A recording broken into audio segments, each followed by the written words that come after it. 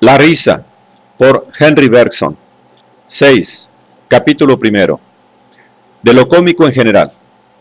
Lo cómico de las formas y lo cómico de los movimientos. Fuerza expansiva de lo cómico. 4. Vamos a pasar ahora de lo cómico de las formas a lo cómico de los gestos y de los movimientos. Empezaré por enunciar la ley que en mi concepto preside a todos estos fenómenos y que puede deducirse sin trabajo de las consideraciones que anteceden. Las actitudes, gestos y movimientos del cuerpo humano son risibles en la exacta medida en que este cuerpo nos hace pensar en un simple mecanismo. No seguiré esta ley en el detalle de sus aplicaciones inmediatas, pues no acabaríamos nunca su recuento. Para comprobarla directamente, bastará estudiar de cerca las obras de los dibujantes festivos, descartando toda la parte caricaturesca de la que ya hemos dado una explicación especial, y prescindiendo también de la parte cómica que no sea inherente al dibujo mismo. Porque no hay que hacerse ilusiones. Lo cómico del dibujo suele ser un cómico prestado, obtenido a expensas de la literatura. Quiero decir que el dibujante puede ser al mismo tiempo un autor satírico y hasta un vodevillista, en cuyo caso no nos reímos tanto de los dibujos mismos cuanto de la sátira o de la escena de comedia que en ellos vemos representada. Pero si nos fijamos en el dibujo con la firme voluntad de no atender a otra cosa, veremos, creo yo, que este dibujo es siempre cómico en proporción a la claridad y también a la discreción con que nos hace ver en un hombre un fantoche articulado. Es menester que esta sugestión sea bien clara, que percibamos sin ambigüedad, como al trasluz, un mecanismo desmontable en el interior de la persona. Pero es menester igualmente que esa sugestión sea discreta y que el conjunto de la persona, no obstante tener cada uno de sus miembros la rigidez de una pieza mecánica, continúe dándonos la impresión de un ser vivo. El efecto cómico es tanto más intenso, el arte del dibujante será tanto más consumado, cuanto más exactamente encajadas vayan estas dos imágenes, la de una persona y la de una máquina. Y podría definirse la originalidad del dibujante cómico por el género particular de vida que sabe infundir en un simple muñeco.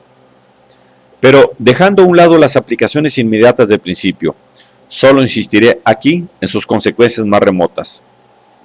La visión de una máquina funcionando en el interior de una persona llega a nosotros a través de una multitud de regocijados efectos.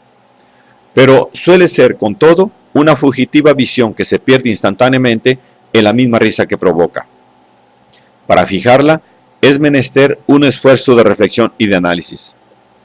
Ved, por ejemplo, en un orador el gesto que rivaliza con la palabra. El gesto, celoso de la palabra, corre continuamente detrás del pensamiento y solicita servirle también de intérprete. Accedemos a ello, pero obligámosle entonces a seguir en todos sus detalles las evoluciones del pensamiento. La idea es algo que crece, rebota, florece y madura, del principio hasta el fin del discurso. Nunca se detiene, nunca se repite. Es preciso que cambie a cada momento, porque dejar de transformarse es dejar de vivir. El gesto ha de animarse como ella, ha de aceptar la ley fundamental de la vida, la de no repetirse nunca. Pero he aquí que un cierto movimiento del brazo o la cabeza se repite periódicamente siempre igual. Si lo observo, si basta para distraerme, si lo guardo en cierto momento y llega cuando lo espero, tendré que reírme contra mi voluntad. ¿Por qué? Porque estoy en presencia de un mecanismo que funciona automáticamente. No es ya la vida lo que tengo delante, es el automatismo instalado en la vida y probando a imitarla. Es lo cómico. He aquí por qué los gestos, que de otro modo no nos hacen reír, llegan a ser ridículos cuando otra persona los imita. Se han dado explicaciones muy complejas de este acto tan sencillo.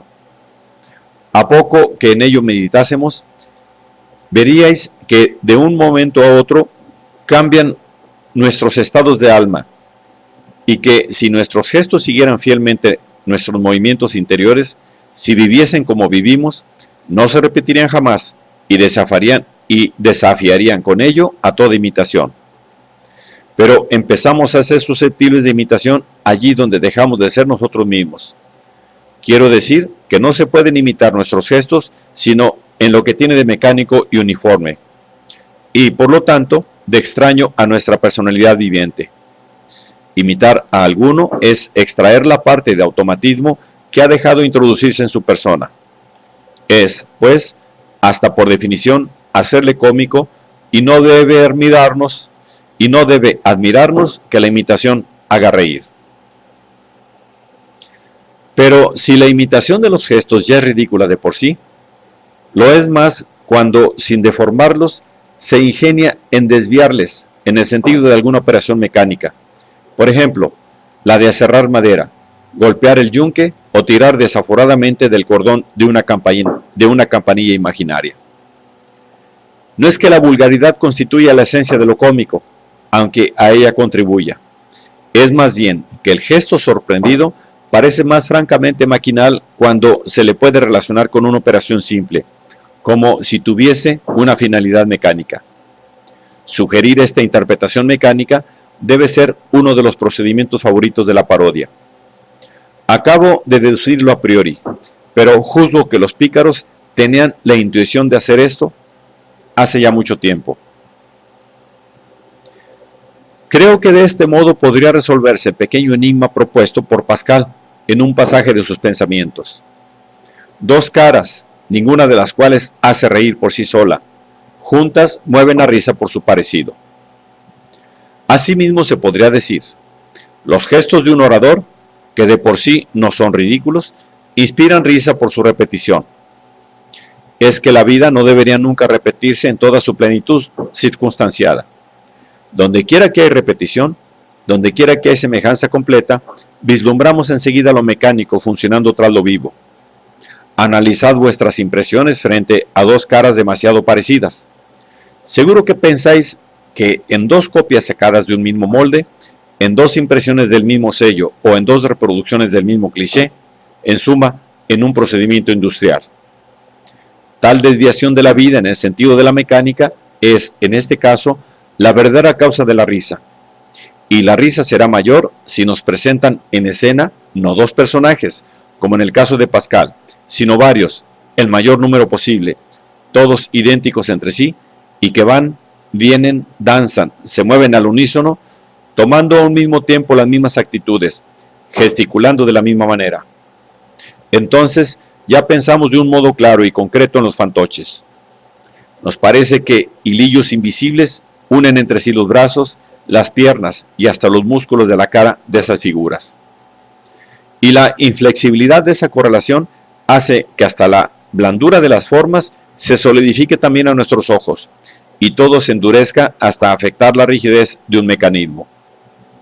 Este es, en mi concepto, el artificio de esa diversión algo tosca. Ignoro si los que la ejecutan habrán leído a Pascal, pero es indudable que no hacen otra cosa sino llegar al límite de una idea que nos sugiere el texto de Pascal. Y si en este segundo caso la causa de la risa es, indudablemente, la visión de un efecto mecánico, también tiene que serlo en el primero, aunque por modo más sutil. Siguiendo ahora este camino, advertimos confusamente unas consecuencias cada vez más remotas, pero cada vez más importantes, de aquella ley que hemos enunciado. Presentimos aún más fugaces visiones de efectos mecánicos, visiones sugeridas por las acciones complejas del hombre, no ya por simples gestos. Adivinamos que los artificios usuales de la comedia, la repetición periódica de una palabra o de una escena, la inversión simétrica de los papeles, el desarrollo geométrico de los equívocos y muchos otros recursos pueden sacar su fuerza cómica de la misma fuente, y que, acaso, el arte del vodevillista estribe en presentarnos una articulación visiblemente mecánica de acontecimientos humanos, conservándoles, no obstante, el aspecto externo de la verosimilitud, es decir, la flexibilidad aparente de la vida. Pero no adelantemos resultados que irían desprendiéndose metódicamente a medida que vayamos avanzando en nuestro análisis.